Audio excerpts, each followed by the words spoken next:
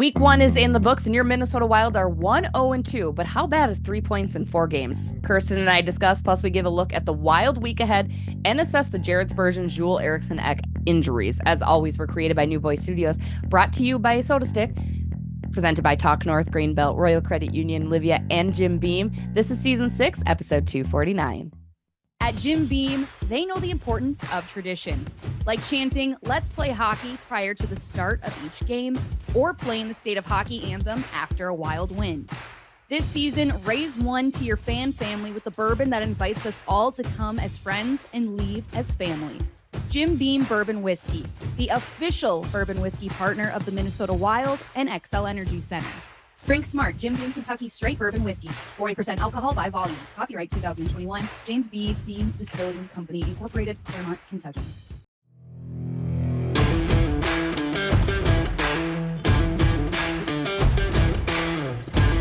Hello, everybody. What's up? We are back. Bardown Beauties, episode 249. I'm Jessi Pierce, writer for NHL.com. She's Kirsten Kroll, in-arena host and our entertainment correspondent for Bardown Beauties. And both of us, Kirsten, first of all, happy Monday. Happy Monday. Happy first Monday of like real hockey season, I guess, because we're in it now. We are. You just keep saying happy Monday, happy first day of hockey. And meanwhile, I'm sitting here like, happy Sabrina Carpenter Day. Like, that's so where jealous. I'm going to be tonight. So jealous. It's going to be a great yeah, concert. I mean, hockey's cool too.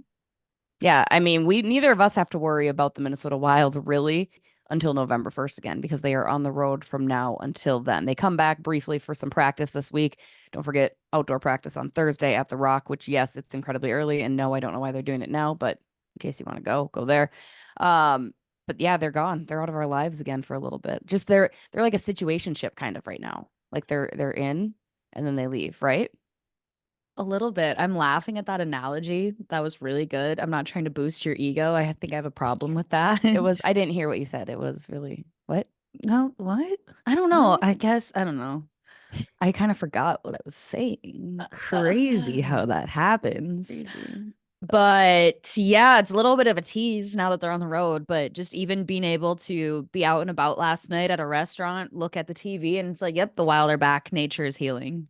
Mm-hmm. Yeah, Wild 1-0-2. That's 2 overtime losses, starting with Seattle Kraken at home on Saturday, followed by second half of a back-to-back in Winnipeg. An overtime loss, Kyle Connor scoring that goal. And I forgot who scored the goal the other night, but Everly maybe, probably. Yes. Oh, shootout. It was a shootout. It wasn't even just overtime. That's how much I tuned out after they left St. Paul, the vicinity. In general, Kirsten, how do you think the Minnesota Wild look? Getting 3 points of 4 games, not terrible. And I will give them some grace for the Winnipeg game, because not only was it a back-to-back, but it was an early time coming off of that shootout loss from Saturday night. So I'll give that some grace. Seattle should have never gotten to extra times. I mean, the Wild have not trailed yet in a game, but they've allowed those comebacks to force overtime. That's where my frustration lies. But what are your thoughts? I agree wholeheartedly. Even in the home opener, like, they allowed Columbus to even creep and make it close and keep fans on the edge of their seats in those final minutes of that home opener. You need to figure out early on how to close it out, how to get it done, how to not let those teams creep back in. Like you said, Jessi, the Seattle game never should have gone to overtime. Now you can point the fingers where we know there was that really bad call on Jonas Brodin, and the ref did outwardly come out and say, like, hey, I'm sorry, messed up, which refs makes it worse, right? Like, it does make it worse. But I mean, it is a good reminder, maybe early in the season, like, refs are humans too. They also make mistakes, but also that was just such a bad call. Like, I don't know even what he saw. They score on it, right? Like, yeah, that's absolutely insult to injury. We're less bothered by it still if they hadn't capitalized on the power play. Yeah. So you just need to figure out how to not let it get that close. I don't know. I haven't loved it early on. But we're 3 games in. Right. I mean, small sample size, as you said, and we'll jump into the injuries that are now affecting the Wild, which is the larger umbrella of concern. In general, you're still not quite seeing the depth of the team that you need to be seeing. I think you look at that first game, that was the second line. That was Matt Boldy, Eriksson, and Marcus Johansson. I will give I hope I'm eating crow by the end of this. I'm not ready to do that yet because it's a small sample size, but Marcus Johansson, great first 2 games. He played in Winnipeg. I wouldn't say that was a great game for him, but the first 2 games he looked really good. So that's solid for him. Matt Boldy doing Matt Boldy things. We'll talk about him a little bit more in depth too. But in general, you're looking at, so one line's going that first night. Then you have your top line finally going in your game 2 against Seattle. And a little bit of your third line. I thought the third line looked good against Seattle as well. And then now looking against Winnipeg, they were all gassed. Like nobody was ready, right? And it's those back-to-backs that you need to have your third line and your fourth line really step up or really have the wheels burning. I mean, I've never seen Kirill Kaprizov look kind of as exhausted as he did last night. So, I mean, all of it, and it's tough, and it's a situation that's not going to occur too much throughout the course of a season. But man, I have a little bit of a question mark, I think, right now as to what does the depth of this team look like? What do you need to do to get that third line, which is, again, lines are jumbled right now, but ideally your third line is Hartman, Foligno, and Trennan. What do you need to do to get that line powered through? I mean, it's just, I need to see more. Again, you said it, Kirsten, small sample size. It's 3 games in. I'm not hitting a panic by any stretch, but it's a little bit head scratching like, I thought that was going to be different this year. 1,000%. And not to sound the alarm yet, but a valid concern. Home ice advantage is a major thing. You go 1-0-2 to start the season, which again, not terrible. It's 3 games in, but you're on the road now for an extended amount of time. So yes, like you've got those travel pains, not being in your environment. How are you going to be able to just keep it together these next couple of weeks until November 1st? Another point that we need to discuss, and we've obviously talked about it throughout the course of camp because we knew it was coming, carrying 3 goaltenders. And I think you're started to see, I don't want to say a problem, but how it's going to be very tough to navigate carrying 3 goaltenders, because you look at Philip Gustafsson plays on Thursday night, has a really, really good game. Gus has looked good in both games that he's played so far this season. But then you go from playing a great game in game 1 to being scratched in game 2 in order for Valstead to be the backup to Marc-Andre Fleury. Not to mention, you have to keep sending Valstead up and down so you can get other players in to replace for injury. It's a navigation that I don't think is going to be very fun. I think, again, it's going to force management to figure out who their goalie tandem is. I have to imagine you have to find a different resolution. I just don't think it's wise, especially given the fact that we're already dealing with some injuries so far. I don't think it's wise to be carrying 3 goaltenders for that roster spot. And I don't think it doesn't make sense at this point. It's going to be very, very hard. Yeah. And it's been confusing too. It just seems like the biggest headache for everyone involved. Right. Like, I understand the reasoning for it. And I think that's sound. And I know heading into the season, I didn't hate it. I was like, oh, they'll make it work. They'll be fine. But yeah, just now seeing kind of and thinking of those other factors and those other components, like I said, for the mind fuck that it would be for Philip Gustafsson to be like, oh, well, now I'm in the press box after playing a great game. And then for Wally to be on paper, because again, I don't think he ever really goes down to Iowa. I think it's an on paper transaction, but it's just kind of, it's got to be a lot to juggle. And again, to get the numbers right, to get the salary cap numbers right, I think you're going to have to make a decision. I just have to imagine a decision is made. And I don't know what that looks like. And again, we can't tell what that looks like getting the 3-game sample size. I think you'll see Jesper in St. Louis on Tuesday. So that would be his first NHL action. But also, what do you do when someone gets hot? Philip Gustafsson has played really well. Marc-Andre Fleury didn't look as sound against Seattle. But so what do you do when you have the hot hand? How are you going to do that? There are just way too many different things that I think haven't been considered in this decision that it has me a little worried. Part of me, and I don't know if this has any substance to it, but my mind just goes, did you just not expect Philip Gustafsson to start off well at all? Right. And I think so that's probably we're counting him out, and I think where that's my fair. mind goes. And I think that's valid. Like, maybe that was kind of, and I think all of us kind of had that little, wariness about us when Gus came in. And now, mind you, Philip Gustafsson had a very good first game last year too. And then the wheels fell off the bus. And it happens. Again, still a small sample size from that perspective, but he's looked good. Right now I trust him over Marc-Andre Fleury. and as it well. pains me to say that, but I do. I think he had out of the what we've seen, he's had a better 2 games, but it'll be interesting to see how they continue to navigate that. Kirsten, we talked about injuries. Um, they are a part of the game. Joel Eriksson took an egregious elbow to the face from Adam Larson on Saturday, left for a majority of the game. Good news is, while he didn't travel to Winnipeg, did not play in Winnipeg, he is expected and will be meeting the team in St. Louis for their game on Tuesday, aka today when you were all listening to this. Broken, busted up nose. So I mean, you get out kind of unscathed. But obviously losing Ecker hurts. The bigger concern I have, Kirsten, is defenseman Jared Spurgeon, day to day with a lower body injury. He played 19 and a half minutes on Saturday. Spurgeon's worked so hard to get back to this. He had missed the entire season last year, right? Minus a handful of games. Had those 2 big surgeries. But he's a small guy and he's going to get hit, and this type of stuff is going to happen. And of course, he knew that. Of course, everybody knew that coming in. And again, he took such good care of himself and rehabbed so hard to get back in to the starting lineup and play a full season. Day to day obviously makes you less worried, right? Just that general consensus, and it's a lower body injury. The oddity of it is they're not telling us what it is. We won't find out more until Monday when we are recording this. So by Tuesday, hopefully, we've learned a little bit about what's ailing him.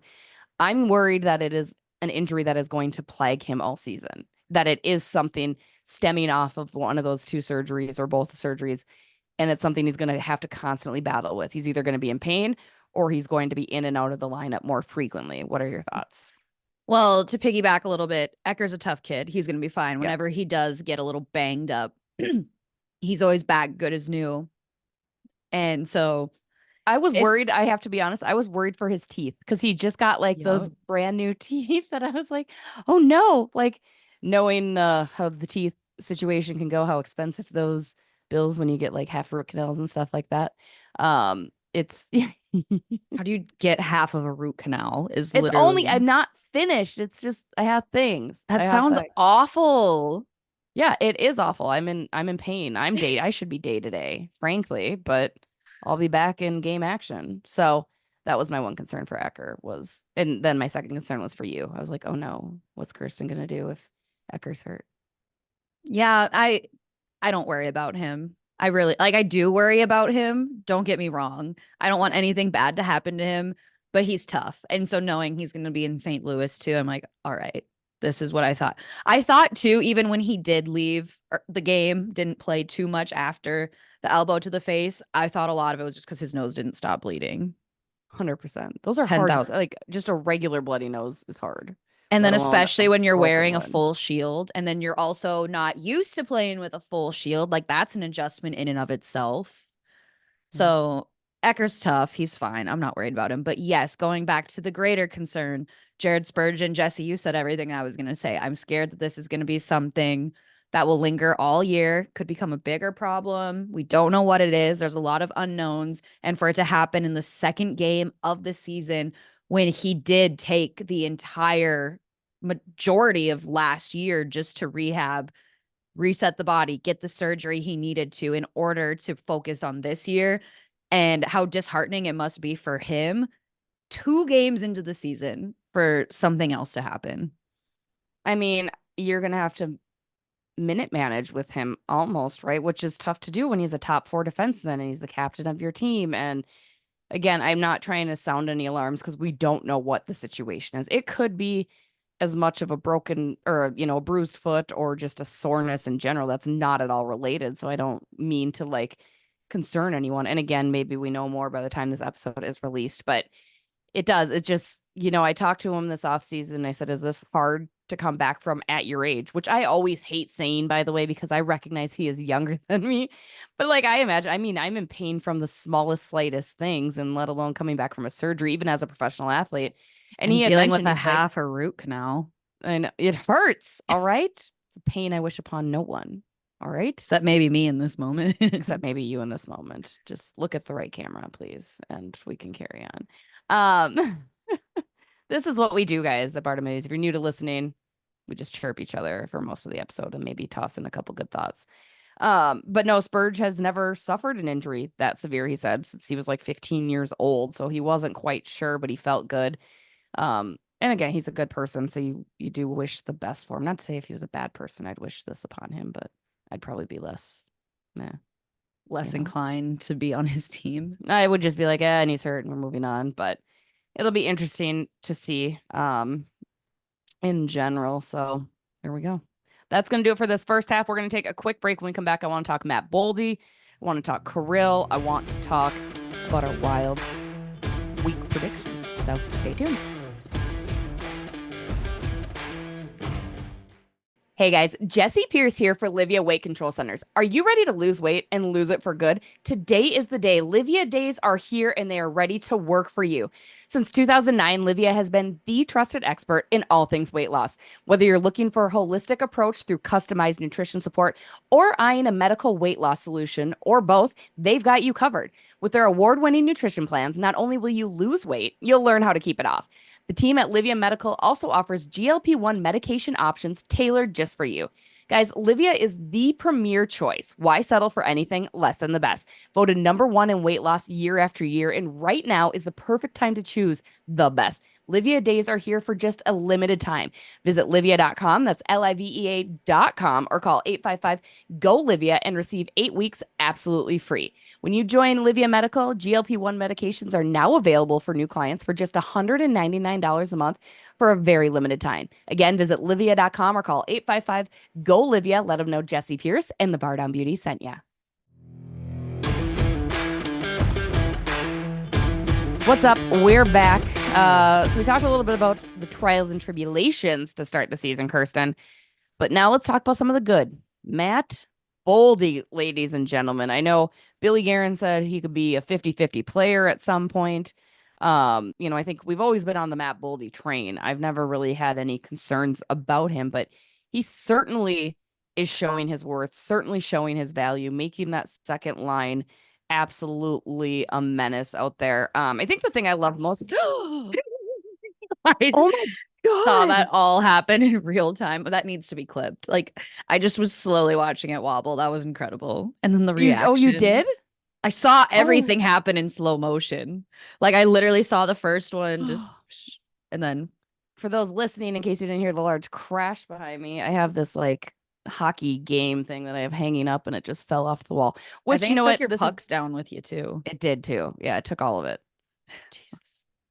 My heart is racing way more than it should be. Like, spooky I shouldn't season. Be this scared. I know. My power. That thing happens all the time. It falls off all the time. Yeah. Apparently the ghost in my house doesn't agree with Matt Boldy, but it's fine.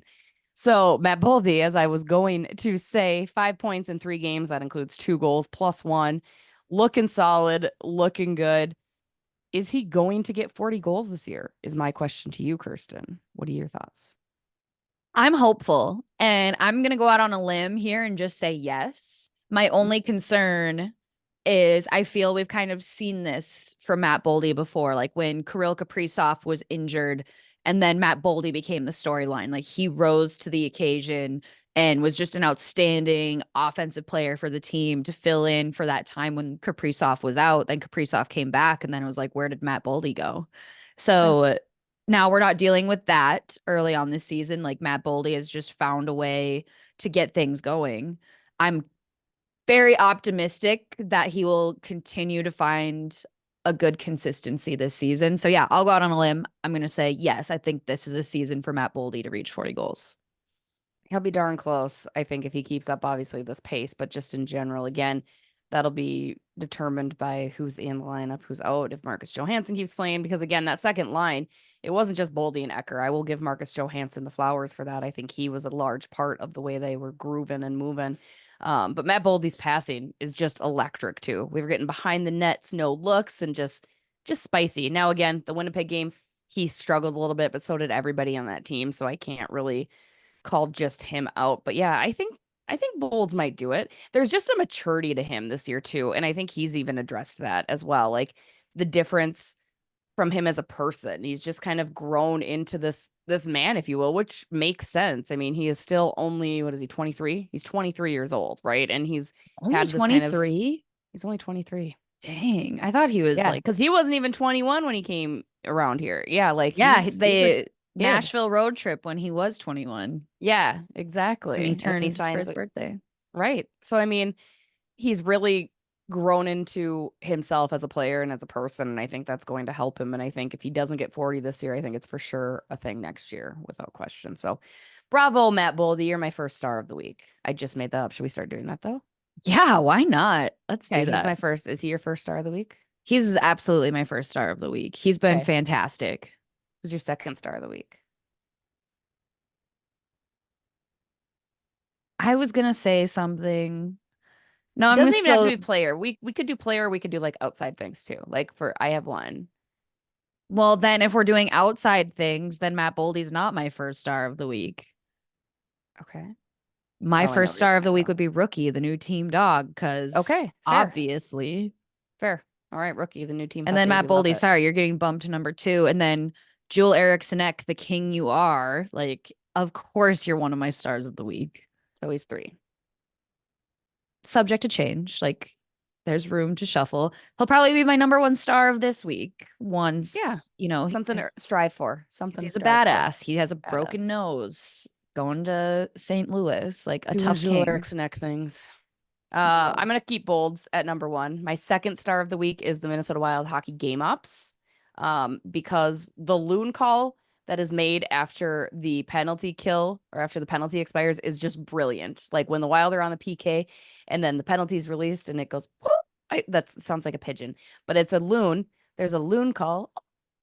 And I think that's just brilliant. I heard that there's like a man, bear, pig sound after power plays. I haven't quite heard that. And that's given kind of Nashville vibes a little bit because I think they do that. But loon call, brilliant. Game ops, number 2 Game star. presentation, that's my boss. Yep. Let And Mark know. partially me because it's my Yeah, department. So I'm going to take credit for that too, you even though it should. is I'm not giving you Mark's the credit though. I'm brains. giving Mark the credit. I'm not just be That's sure he knows because that.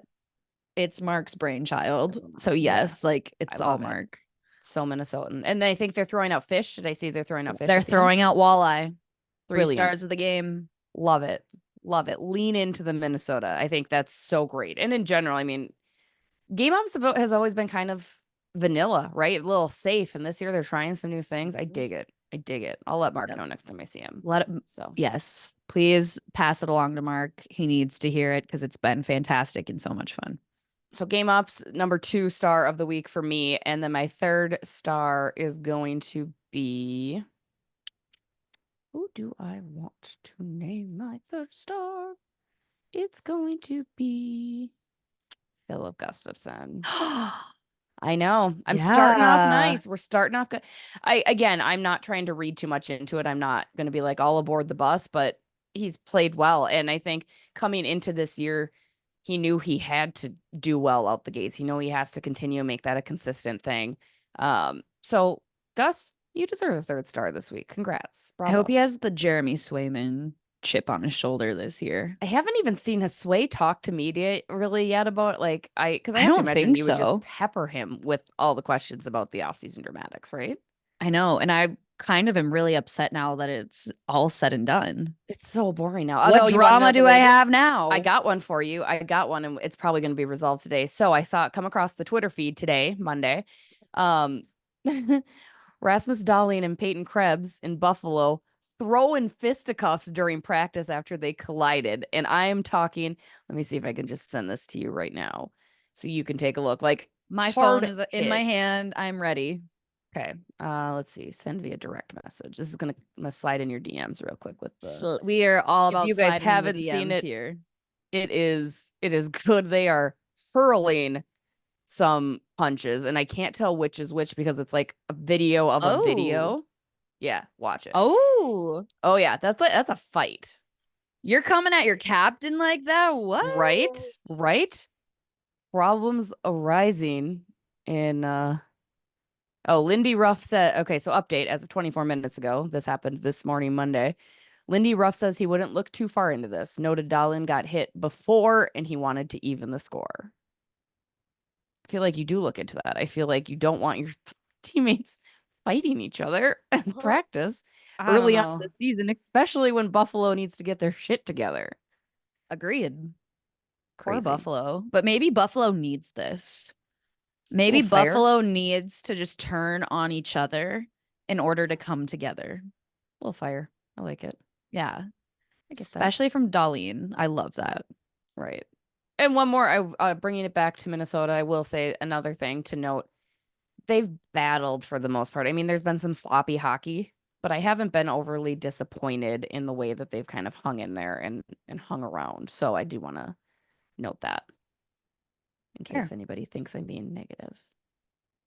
We can save the negativity for me, but also I'm There'll in a be really plenty. fun mood today. That's good. You're seeing Sabrina Carpenter. How could I not? Yeah. I'll be working late tonight, guys, because tonight I'll be a singer. Brilliant. Well, to wrap up this week's episode, let's talk about the Wild week ahead. They've got St. Louis on Tuesday, off until, and not off, they will have practices in between all the way up until Saturday when they visit Dean Evson and the Columbus Blues. I always say Blues Jackets. Is that weird? I can't. Yes. The Columbus Blue Jackets. I think it's because it's like, I don't know, whatever. The Blue Jackets, the BJs, as I like to call them. I'm gonna look over that. Cheap thrills. I said the BJs are on the PP during a tweet on Thursday because I'm funny. I'm working late because I'm a comedian. Oh my. You're just giving me clippable faces, like the way that you're reacting to me. It's just giving me all the Yeah, we ammo didn't that get any last week. I didn't get any last week. No, there wasn't as many. So, how do you think the Wild are going to do in this week, a 2-game stint? They're gonna sweep this week. There's no Okay. reason they shouldn't, especially after the couple Handily, games or are they've we had. talking close games? I could see Columbus being close. I don't think St. Louis will be close. I can't quite make out St. Louis just yet, right? Like, because their sample size is small, but they've come back. I mean, they've stuck in it. Jordan Kyrou is really the only thing that's really stuck out to me in those games. But I'm gonna say they'll go 1-0-1. One of them's gonna be an overtime. I think St. Louis will be another overtime loss, and then they'll beat Columbus. I see a sweep this week. 2-0, Regulation baby. wins. Okay. 2 regulation wins. Okay. All right. Cool. I love it. That's going to do it for us this week. I also want to give a shout out to the Minnesota Frost, your favorite PWHL team here in the state of hockey. Got some sweet swag out. Love them. We're going to have Melissa Caruso, their new general manager, joining us next week in our Bardown Beauties episode. But shout out to them as their season starts to gear up. No schedule yet. Relax. It's probably coming very, very soon. Training camp opens for them November 12th, and it does sound like their schedule will include a lot more games than last year's 24. So you have that to look forward to. Also, don't forget, shout out to Tom Reeds. We've got our first live show of the year on what day, Kirsten? October 29th. Yay! Will be not us personally, but we're playing the Pittsburgh Penguins. Playing the Pittsburgh Penguins. So we will be the pregame up to that puck drop at 6 o'clock. Pregame with us starts at 5 p.m. We've got swag to give away. We've got trivia. Plus, it's TRs. Who's going to beat a time at TRs with the Beauties? Literally nothing. It's so much fun. What more could you ask for? Right. It's going to be a great time. So come out, bring the kids, whatever. It's going to be a fun time. We love it. Until then, we'll catch you guys next week. Oh, shout out to Talk North, Royal Credit Union, Greenbelt, Jim Beam, Livea. Okay, bye.